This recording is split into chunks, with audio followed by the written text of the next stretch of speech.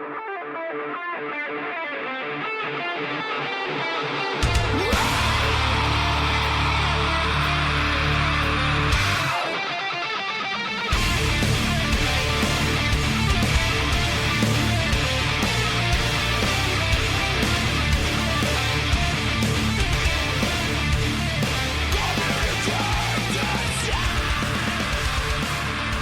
right, here we go. Today is Monday, October 12th, 2015, and this is episode 135 of the Defensive Security Podcast. My name is Jerry Bell, and joining me tonight, as always, is Mr. Andrew Callett.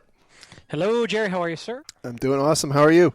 I am good. It is Columbus Day. Happy Columbus Day, or as I call it, Happy Plague Blanket Day. You are just broken. I know. It's a gift and a curse. But anyway, hello. It's Monday. We didn't get our show yesterday because we were both busy. We apologize. Yep. And, I guess I should probably have said this much earlier, but the thoughts and opinions we express on this podcast and the bad jokes are ours and do not represent those of our employer. Retroactively applying to the beginning of the show. That's right. That's right. It's like a click wrap. What? It's like a click wrap license.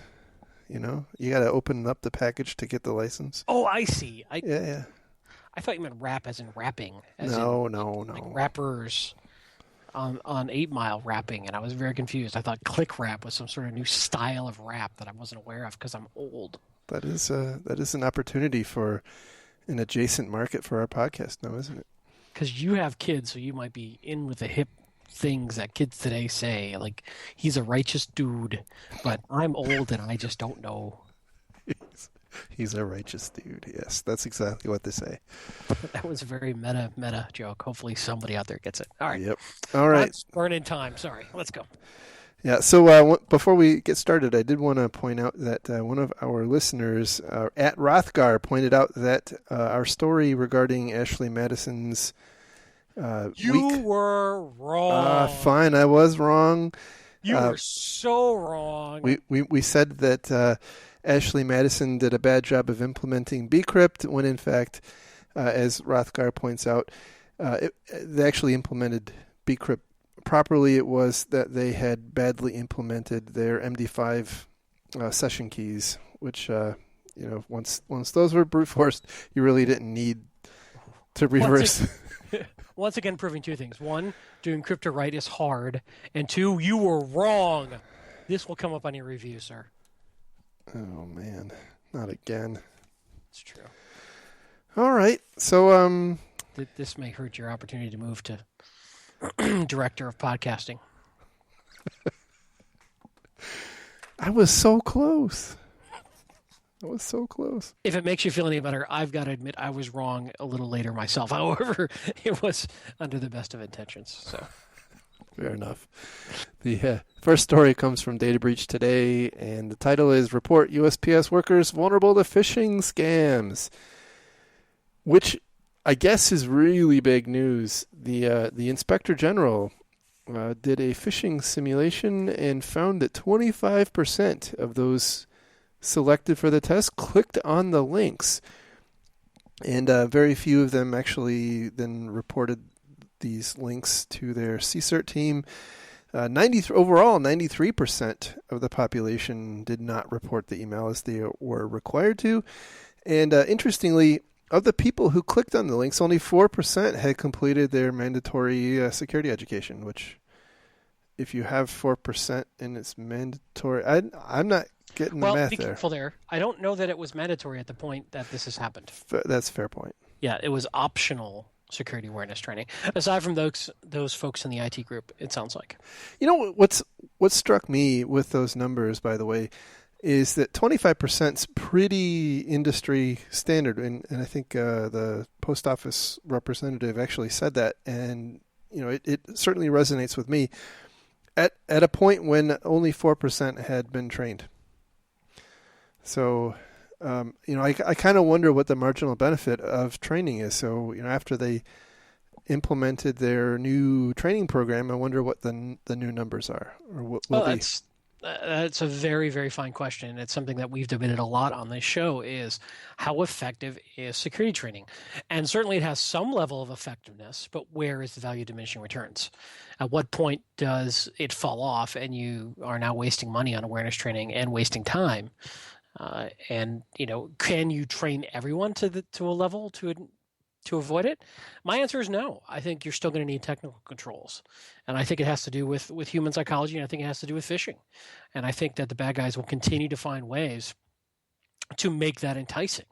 And one of the guys quoted in here, I should find his name, last name Johnson, Eric Johnson, Vanderbilt University business professor, studies the impact of spear phishing. He makes a good point that there's something, quote, there's something about a link that just begs to be clicked.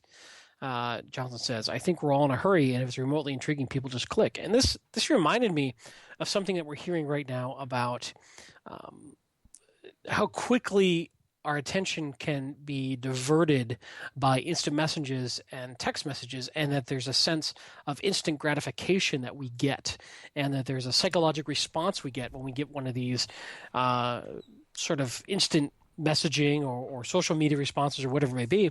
And I wonder if there's a similar psychological thing going on with inbound email that has something interesting to click on, that our brain is wired to encourage us to click it. Certainly, it kind of makes sense. The other thing he says that's really interesting, again, Johnson goes on, and I agree with this quote, you can create some general awareness, but if people are clicking as part of their regular job, having them become detectives and try to figure out the difference of a deceptive one and a real one, that's hard, end quote, he says. And I agree with this, because even if we say, okay, train people right now, as the net population, if you will, herd immunity starts to grow, there's plenty of ways that the bad guys can become more effective at phishing. They only need to be as good as they need to be to get the acceptable click rate through. And as we've seen with spear phishing, where they're being very targeted, they have no problem finding ways typically to spoof enough of a knowledgeable victim. If they have enough knowledge about their victim, they have no problem spoofing an email good enough to get them to click on something. Yeah. So with a few exceptions, but I would say very high percentage click rates. So we've had this debate over and over again. We've had this debate with people respect in the industry. I still keep coming back to I'm not saying you shouldn't do security awareness training. I think you must have to do it to at least show due diligence. But if you're not backing that up with some sort of technical control, you're probably going to continue to have problems here. The thing that strikes me about all of this is we're kind of training people from two sides. On the one hand, all of this information technology is intended to drive much more, kind of real-time, instantaneous communication and response. And at the same time, in order to do that, you end up having to create a position or a situation where people need to click on those links, and they have limited time and capacity to evaluate them. And at the same time, now we're coming along saying, well, you also have to be really careful when you're doing that. And we don't really know what that means always, right? But you have to be careful. Don't click on a link from someone you don't know. Well, what if it is from someone you know? And, like a lot of spear phishing is. And, don't open an attachment from someone you don't trust or that you're not expecting. Well, you know what? In my day job, I get attachments all damn day long that I was not expecting, and it's just part of my job. And I bet it's part of many people's jobs. Yeah, at some point, as arrogant as this sounds, as the user, it's probably safe for them to go, it's IT's job to keep me safe. I got to do my job. That's right. The other thing you pointed out here, which I thought was interesting, or at least the article pointed out here, was the report rate. And they made a big deal about a 93% failure rate on people reporting the phishing attempt to their CSIRT. And they said it was mandatory. I have trouble. I'll put it this way: if it's a broad phishing attempt, they argue in the article here that the CISO or the CIO in a written response says, "Hey, even with only 7% of employees reporting, that would have given us enough information to act." Right. And I think that's fair, right? Now, that does not work with a very targeted spearfishing campaign, but it certainly works with a broad phishing campaign. Yeah. And, it's also not a fair thing to measure email engagement over. I see people all the time who have so much email, they filter stuff, that they never see it, that they ignore it. They have admins looking at stuff. You've got to be careful when you start making these broad 100% report type of mandates, because there's so many pocket cases that's probably more realistically down around 75-80% of people who actually are going to see the email in a way that they might actually engage with it. Yeah.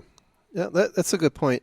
I think the other angle here is, if you had 100% of people reporting fishes, I mean, how many would you end up having to deal with in a given day? And how much false positive rate would you have Well, there? exactly. Yeah, it's a double-edged sword. There is no perfect technical control. There's no perfect, user awareness training. But this is a tough nut. I mean, it is. It's why we keep talking about it. Yeah. There's not a good solution. I mean, if I really had my druthers and there was no sort of trade-off involved, I probably would go whitelisting. I think is a really good way to stop malware. But if somebody's doing credential harvesting, that's really tough. Right. And then depending on what kind of credentials they're harvesting, then you could go two-factor everywhere, certificate-based everywhere. But again, you could find a technical control to solve it, but it may not be acceptable to your user base and business. And so there's always that balance to figure out. Right. Or cost-effective, or right, what have you. So it's going to continue to be a problem, and I really do feel phishing and spearfishing is probably the number one threat vector for U.S. enterprises right now, based on what we're seeing from big breaches and the trends we're seeing. Yeah, one thing I will tell you, and you started to touch on this a little bit, and I thought you didn't go where I thought you were going to go, but when an org, I'm a failure in life. I'm sorry. No, it's all right. You can try again next week. When you as an organization send out a mass phishing campaign, or phishing exercise, however you want to characterize it, especially if your employees are co-located near each other and most of the emails come in at roughly the same time, and Bill says to Jane, "Hey, did you just get that really weird looking email?" And pretty soon everybody in the office is talking about it. And I suppose in some respects that kind of thing is healthy, because if it did come in, if an evil one came in, that would potentially help your defenses. But I think more and more that's not how that's not how the really bad ones are getting, and that's how you get CryptoLocker. That's not how you get the Syrian Electronic Army or some Russian stock spammer. I guess they're not even Russian, are they? I mean, if I was red teaming my company, I could probably, with fairly good certainty, find effective phishing campaigns to throw against my company. Yeah. And I agree with you. If you really want to test it, you should go low and slow with your phishing. Exactly. Yeah. Exactly. And also, the other thing is, and I've had this criticism of some organizations who really try to, they keep the gloves on when they're running these tests, and they will not go to the extent that actual phishers will go to. That they'll not use legitimate company names and things like that. And you know what? That's not how it works, right? You're going to get the email from American Express or from UPS or FedEx. That's going to get you. It's not going to come from, Acme Shoe Store, or Acme Shipping. That's not how it's going to happen. And, I think we ignore that at our own peril. So anyhow, I think we beat that one. So our next story, this one is very nice. It is related to Experian. So it's from Krebs on Security. At Experian, security attrition amid acquisitions. and it's a really, even for Krebs, it's a very long article. But there's lots of drama and intrigue and whatnot about how Experian has been acquiring companies and not doing a very stellar job of integrating them and addressing security. However, that's really not the kind of the core point, at least to me. Though it does bring up where I want to admit I was wrong. All right. So last week we talked about this slightly, and I said, hey, good on Experian for keeping T-Mobile's data segregated from the rest of the environment. It was accidental. That was not on purpose. It was because of an incomplete M&A. That's what that was. That's right. So I was wrong in giving them kudos. I take the kudos back. Oh boy. So carry on. Yeah. So again, it's an interesting story from an IT perspective. They talk about how the CIO, there had been long-standing troubles, and then this new CIO came in and drove really significant change. And that security had become a priority. There were lots of important investments going on, and things were shaping up. And then he left to go to the Bank of England, and apparently then it all went to hell. And people left, and programs were defunded, and on and on. Anyway, after apparently shortly after the news of the T-Mobile breach was released, someone contacted Krebs and gave him a link to a website, which turned out to be a ticket system for one of these Experian companies, the one that actually had the data of T-Mobile's that was breached, allegedly. And that ticket system, as there's some screenshots in here, kind of shows that there's people asking for access to different systems, apparently legitimately. But I guess the point was you can go through and you can twiddle with the URL and get different ticket numbers and even submit your own tickets. And kind of the unwritten point there is, could it be that the attacker just, asked for access to a system? It could be. Whenever I see something like an anonymous ex-employee sending things like this to the press, it always makes me think that there's probably some disgruntled ex-employees there who probably knew about these issues, probably raised these issues and were ignored. And, that's it's tough to, some folks want to do the right thing, or at least what they perceive as the right thing. And when management ignores them, they can sometimes carry a grudge and then come back and say, I told you so. Yeah. Yeah. So, I do want to take just a related diversion. Someone pointed out that if you want to have a good time, you can set up a Google alert and set up the Google alert for data breach and for the quote, no evidence. And the reason is that every single one of these, that the press releases, we have seen no evidence of the data that was stolen being improperly used, even when there's conflicting information, which is here. Apparently, yeah, it apparently is being used improperly. So awesome. Clearly, there's other ways to have a good time, but if that's your cup of tea, then feel free. Well, I'm getting older and whatever. So moving on. Our next story. This one.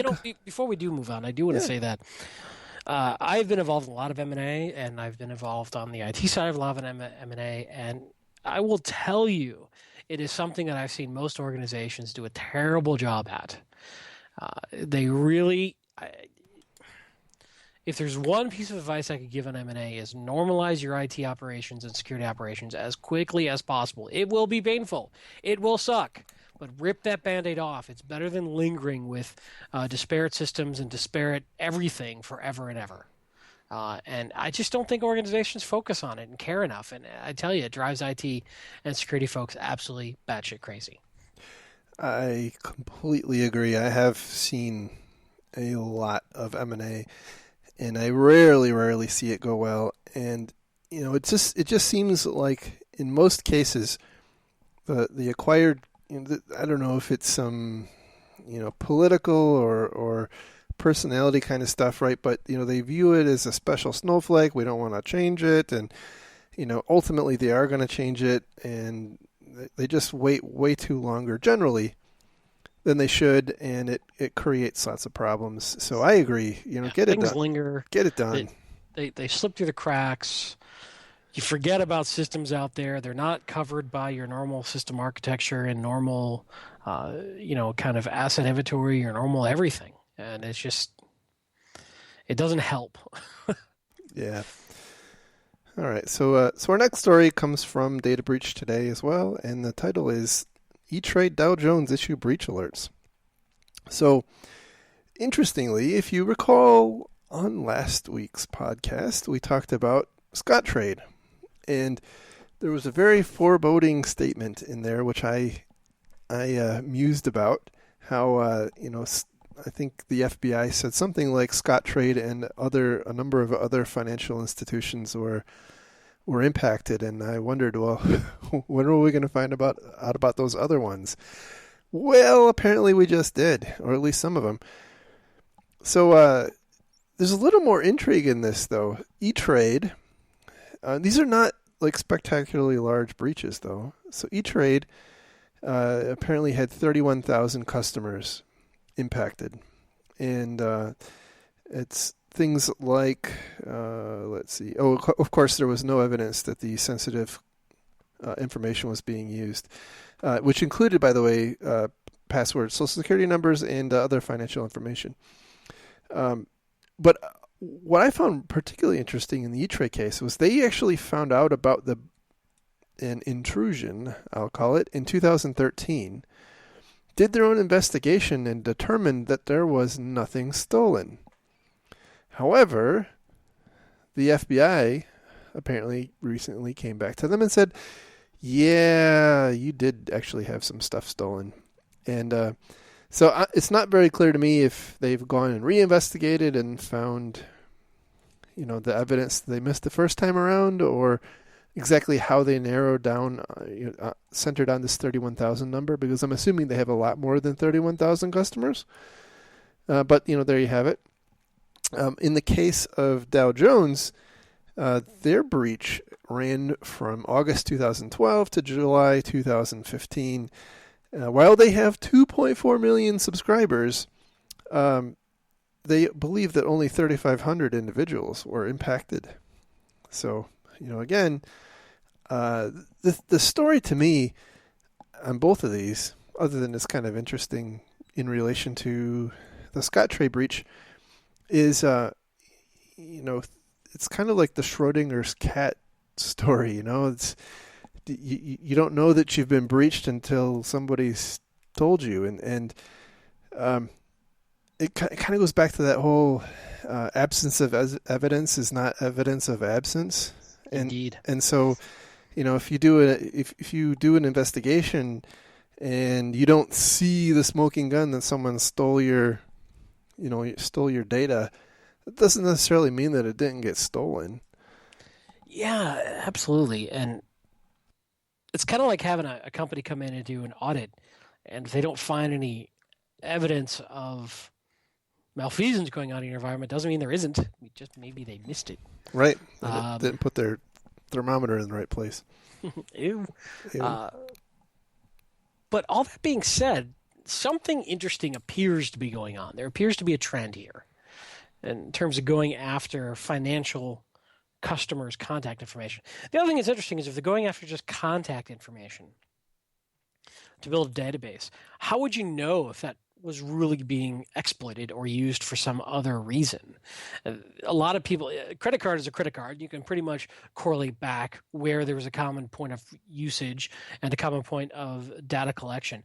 But that's really not the case in general, unless you do a whole lot of data correlation on random other contacts. Yes, like credit fraud. Right. And, especially when we're getting millions and millions of accounts, and they appear to be hitting well, assuming this is the same group, which some have speculated, they appear to be going after a lot of financial industry customers. It makes you wonder, what are they up to? Some have said they could be doing stock schemes as pump and dump on penny stocks, which is a reasonable approach to saying, it's a reasonable hypothesis. There's a lot of money to be made on that, but it could be something else. I don't know. I do have to say, and they mention it in this article, the previous J.P. Morgan Chase breach from last year, which we talked about at the time, and it was widely believed to be Russian, associated with the Russian government. Nation state. It was a nation state hack, and that Russia was breaking into the financial institutions. And Bob even was telling me, that he was getting the hush hush. This is like, there's some serious crap going on here. And so by the way, the U.S. government recently filed charges against 3 people in relation to this J.P. Morgan Chase breach for stealing that data to run a penny stock scam. Nation state. Totally. I just, okay, here is Exhibit A, right, for... Got to be nation state. This, these things do not have to be perpetrated by nation states, right? This J.P. Morgan Chase thing, I know this is not the focus of the discussion, right? But in the case of this J.P. Morgan Chase breach, was super sophisticated at the time, was apparently being run by a couple of knuckleheads trying to run a pump and dump scam on some penny stocks. Let me ask you the most important question. Was there an open letter from Kevin Mandia saying that there's no way anyone could have defended against this, and it had to have been North Korea? I don't recall that, but I'm not saying there wasn't one. Oh, boy. So, yeah. To be continued. Interesting thing to follow there. Yeah, it does appear like there's, at some point your graph starts to show a line, right? You can start to connect the dots and you start to see a line, and I think we're starting to see a line now. Well, as you famously said on Twitter a couple of weeks ago, the good news is the bad guys are running out of data. Yes, that's right. Not much left. Mm-hmm. Oh, boy. Well, we've got to look at the birth rate to make sure that we've got enough new accounts being added to the systems for them to steal. That's a good point. I mean, it would be a problem after a while. The Syrian Electronic Army is encouraging a higher birth rate in many countries, coincidentally. At some point, we are all going to have to move. Just so that this, the whole, we can, rather than changing your social security number, which, at some point, that starts to fall down, and the only real alternative left is you have to move. We'll all have to move. It's true, and I'm thinking of like a house swapping scheme. Yeah. With friends. Yeah, and we'll probably have to start swapping names, and it's just going to get ugly. You just want to swap wives again. I told you the last time it was awkward, and we're not doing it again. Oh yeah. Woo. All right, our next story comes from Bank Info Security. And the title is Cyber Insurance Primer for Insurers and the Insured. And by the way, I have an add-on story that came up just as we went to record tonight. Wow. That late breaking news. Late breaking news that clearly you have not had a chance to read, but is associated with the story that I will at least give the highlights of after we finish this story. All right, very good. All right, so it's a very brief story, and basically the author here is trying to make the case that insurers are going to have to create their own, what he calls gold standard for security programs for their insured customers. Otherwise, it's going to be the wild and woolly west, and because the existing security programs, certifications and whatnot, are really not geared towards the kinds of of intention that an insurance company would need in order to understand their the level of security that their customers have. And then on the other side, he says that, as a insurance customer, you've got to be prepared to kind of defend your position from a security perspective. And if you do get breached, the insurance company is, of course, going to claim, well, you really weren't compliant or what have you. And another thing that struck me is that as I was thinking about this, and I've been thinking a lot about insurance and reading a lot about it recently, and one thing is, the more I learn about it, the more I realize I really don't have the first freaking clue about insurance, just generally. But the other is that, so again, he talks about how insurance companies are going to have to come up with this really, grandiose security standard to hold their customers to. And I got to thinking, well, is that kind of like they have had to come up with the grandiose way, burglar alarms to keep out, to keep people from breaking into buildings, and the way they have had to come up with some super grandiose fire suppression system, or for. Well, hang on.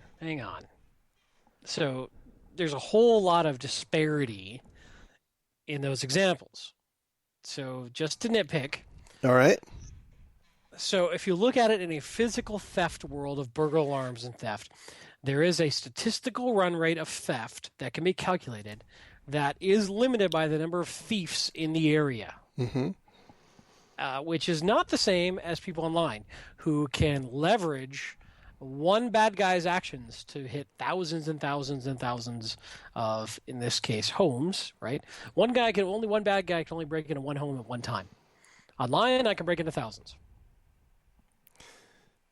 And on your fire alarm and fire suppression, they also have building codes that go into the materials used and how they're built, and they can also then look statistically at what the likelihood of occurrence is. No, I agree with all of that. However, okay, I guess my point is that I do not believe it will be. I don't believe the pricing strategy for insurance at the end of the day is going to be based on the control program that the insured companies, the insured customers have. I think it's going to end up being based on other metrics like how much data do they have.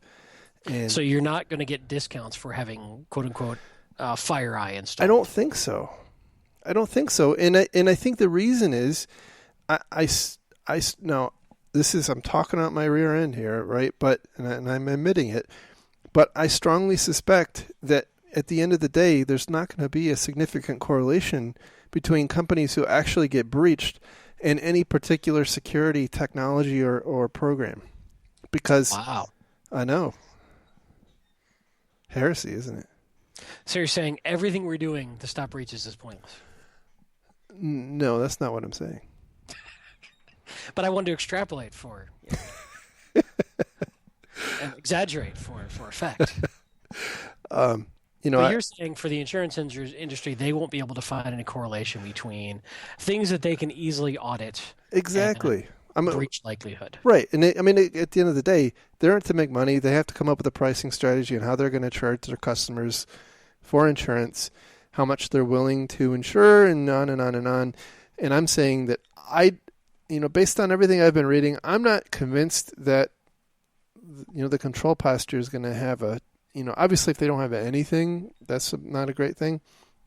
I think it's going to be based on other more objective cues that the insurance company can gather about the customer. So I'm going to insert this right in the middle of our discussion because it applies. The other story is a Reuters story that came out today, and the headline is Cyber Insurance Premiums Rocket After High-Profile Attacks. And basically, just to read a little bit here, a rash of hacking attacks on U.S. companies over the past years have prompted insurers to massively increase cyber premiums for some companies, leaving firms that are perceived to be high risk scrambling for cover. On top of rate hikes, insurers are raising deductibles, in some cases limiting the amount of coverage to $100 million, leaving many potentially exposed to big losses from hacks that can cost more than twice that. One of the other interesting things I saw in here as I skimmed through it is retails and health insurance have been especially hard hit by the squeeze after high-profile breaches at Home Depot, Target, Anthem, and Premier Blue Cross. Health insurers who suffered hacks are facing the most extreme increases, with some premiums tripling at renewal time. Wow. Average rates for retailers surged 32% in the first half of this year after staying flat in 2014. So clearly the insurance industry is reacting to the same thing you're saying, and their easy reaction is raise rates. Well, it has to be. I mean, they have one lever, basically. Right. Well, they have multiple levers in terms of influencing rates. I mean, if you look at the car insurance industry, which is the one most people are familiar with, there are all sorts of ways to sort of mitigate your costs with different sort of techniques, whether it be plugging a little dongle into your car's data port and they can monitor how you drive, to age, they're very good at statistically analyzing the likelihood of an incident. And I think what we're finding is that they suck at statistically analyzing the likelihood of an incident when it comes to cyber and corporations. Well, I do want to play off that for 1 second. I do think that the snapshot, the OBD2 port dongle idea is kind of an interesting translation when you think about it in terms of cyber insurance. At some point in obviously auto insurance is very, very mature and whatnot, has lots and lots of customers, and there's very little surprise, and it's a competitive market, and if you can get some pricing leverage, you can make a lot of money, and so it makes a lot of sense. But I do wonder if at some point it makes sense to have, that kind of plug in your network dongle thing. Yeah, the insurance company has a sniffer on your environment. Right. But, there's some other interesting notes from this Reuters article, and some quotes I want to read here. As more companies realize the importance of having coverage, the insurers move in to meet that demand. The cyber insurance market is set to triple to about $7.5 billion over the next 5 years, according to a recent study by PwC. But insurers are wary of the hard-to-predict risks they are taking on, right to the point you were making. Quote, "We have turned clients away." Tracy Grella, the global head of professional liability at insurance giant AIG. AIG offers cyber insurance policies that cover up to $75 million for a cyber attack, but only for companies like top global banks that have... Wow, that's okay. Bad text here. That are the most adept at screening networks and mitigating cyber risk. In other words, you're saying it's kind of like they only give loans to people who can get money anyway, right? Who don't need it. So what they're saying is they're willing to insure folks that they feel, at a very broad level, are best suited to stop a hack. Yeah. They talk about Warren Buffett. Berkshire Hathaway this month also launched its first cyber policies through its specialized insurance division. Quote, "We are being very selective," end quote. So another one here, Ace Group recently started offering up to $100 million in coverage, but only after an intensive review of potential clients' cybersecurity policies and procedures. Well, so that's a data point that goes against my hypothesis. Well, who knows? They could be trying it, and it could fail. Yeah. They're trying different things, and it's entirely possible to me that the cyber insurance market may just go away. If they can't quantify and control the risk, they may pull out, much like, homeowners insurance companies pulled out of South Florida because of hurricanes. And then are we going to be left with government-run cyber insurance policies like flood protection? Yeah. It's certainly a possible outcome. Man, it's complicated. It is very complicated. Everything I've read so far is that the insurance companies are doing a lot to mitigate their risk by putting pretty strict caps on the amount of insurance that they will actually cover. I think the thing that's has yet to be really addressed with, and again, this is not, I'm a neophyte when it comes to insurance, but as the insurance market continues to develop and they get more and more customers, they're going to accumulate more and more liability. And I think the thing that you just described, the South Florida insurance market, actually is really very interesting. If you ever read about that, you get this concentration of risk, right? And so, kind of like, you've in the context of car insurance, you can, in general, make lots of money as an insurance company because that a certain number of people are going to have an accident or have a crash, and you're going to have to pay out a certain amount, but that you're collecting much more money than that. But what if everybody's car in an area at the same time is damaged from a hurricane or what have you? Now you have this concentration of risk, and it's the same kind of thing that translates into the cyber policy, right? Where potentially all of your customers could, or many of them, kind of simultaneously be impacted at the same time. Another thing, this is just a wild wondering, right? So let's say you have all kinds of these customers, and they all have, Target had my information, Home Depot had my information, Scottrade had my information. I don't know who else had my information. At some point, the value of my information is got to be diminished. You would think. And but here, let me play with that for a second, because here's something I've often wondered. We haven't seen definitive proof that all data breached is eventually sold. That's very true. It seems selective for some reason. And I don't know enough about that to really comment fully, but I know when we look at credit card dumps, we see some of them, but not all of them.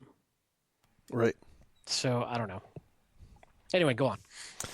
No, anyway, I guess the only other point I'd make is, I kind of going back to the car insurance. Car insurance and life insurance and other things are priced based on attributes about you, not about you as a person, but about you as a demographic. You're a 18-year-old or 18 to 22-year-old male, and and you live in a certain zip code, and you have a two-door sports car. That your insurance price is going to be very different than a 45-year-old driving a land yacht.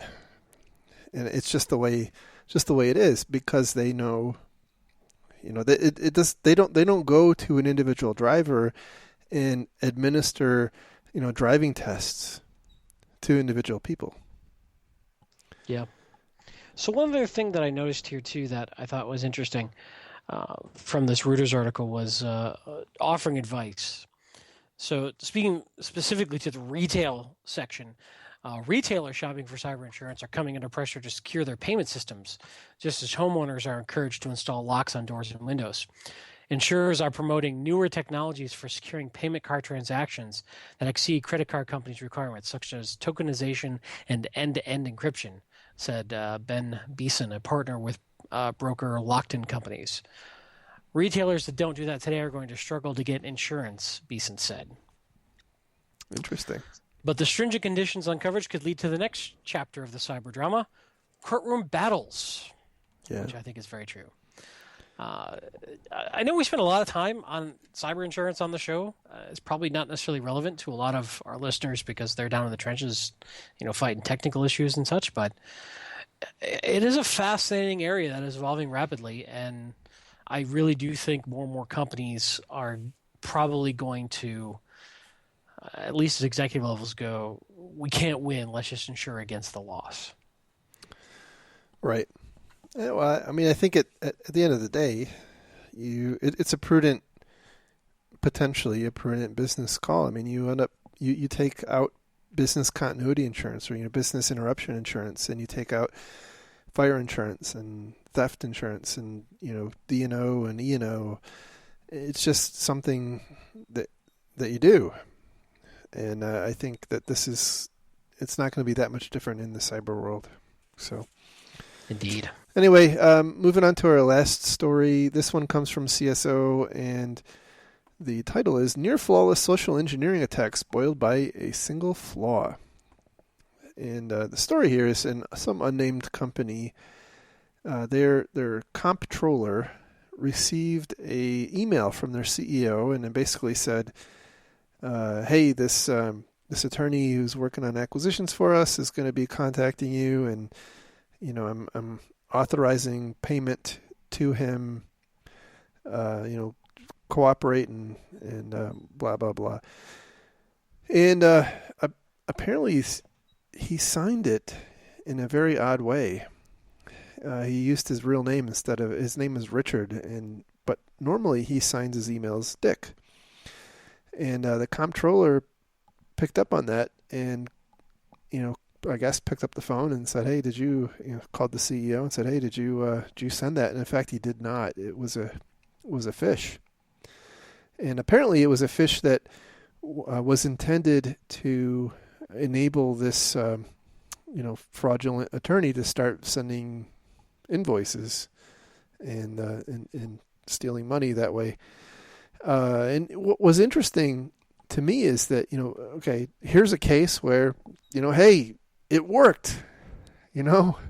We've talked a lot about how these things kind of fail in spectacular fashion. Here's a case where it apparently worked. The company, as described in the article, has a culture that supports their organization to question, kind of question suspicious requests, and they're not apparently penalized for doing that. So that's, I think, something working in their favor, and also that points out that apparently their security awareness education worked here. The thing that struck me though is, you have all these people high-fiving, good job. We caught the fish. We didn't fall for it, but it always strikes me that we think that the attacker just is like, "Oh, they got me, drats.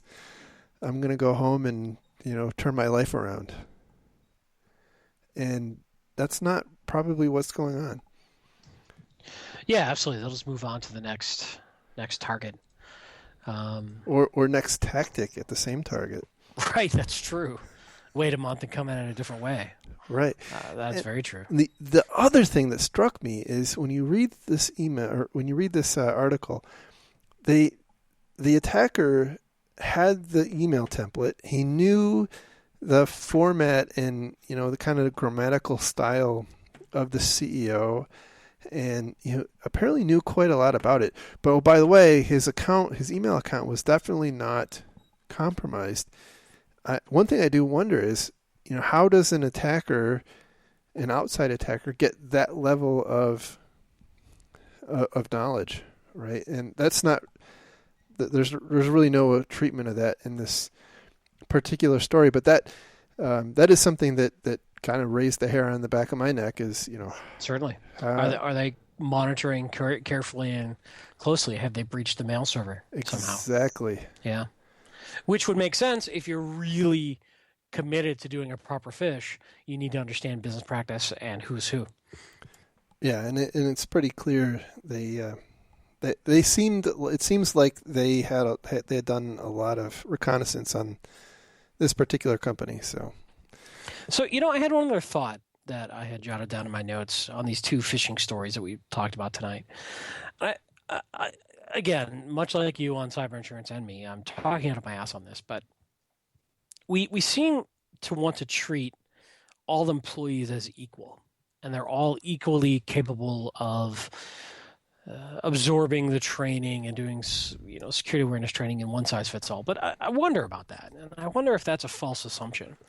We do things like Briggs-Myers personality tests, and it breaks them down into 9 different types of people. And in theory, in business theory, these are personality types, and it explains how people think and how people act, and how to best interact with them, and what their type of personality is, whether they're a thinker, whether they're a doer, if they're willing to challenge and think outside the box, or they a follower. There's all sorts of different sort of things, and I'm no expert on it. But I wonder, has anyone ever done a correlation between something like a Briggs-Myers personality types and susceptibility to phishing? And I wonder if there's any correlations. Or I mean, that would be interesting, but also the effectiveness of different.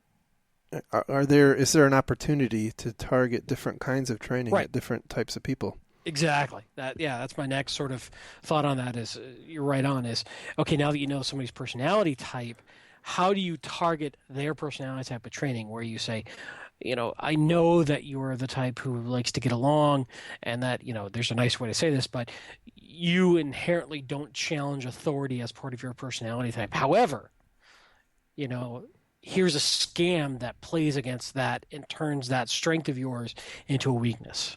Right. Or whatever, right? I'm not a good enough psychologist to know how to spin this, but I do know that exactly where you're going is what I was thinking, which is that if you then understand the personality type and you understand what correlates in terms of who may be more susceptible to phishing and why, you might be able to have more targeted user awareness training to work with that particular personality type.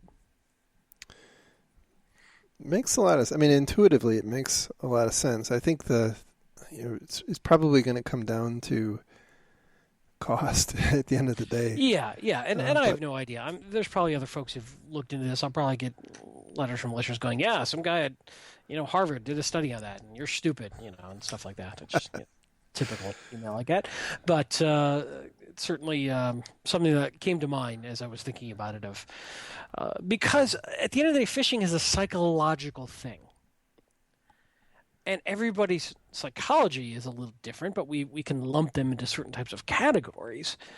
But you can't necessarily say everybody's the same. Right.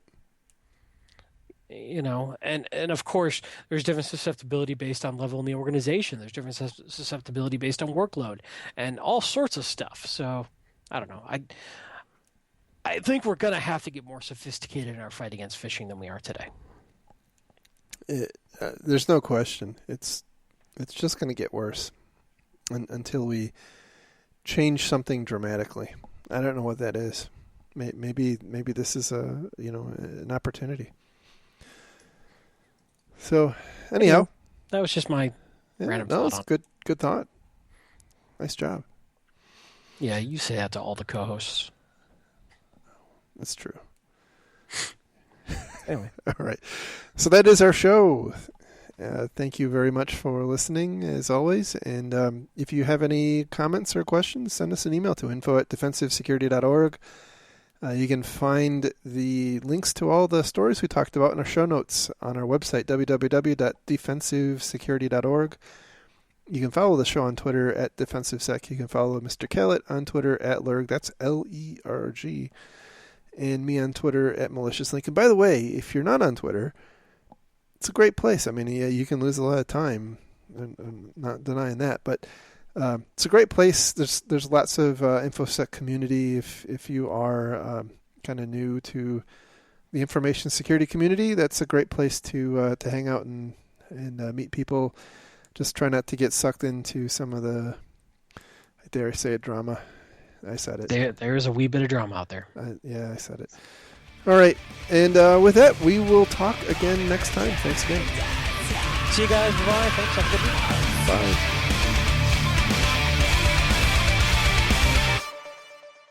Yeah, well, the problem is that I have so many damn inputs and outputs now. I don't think it knows, Anyway.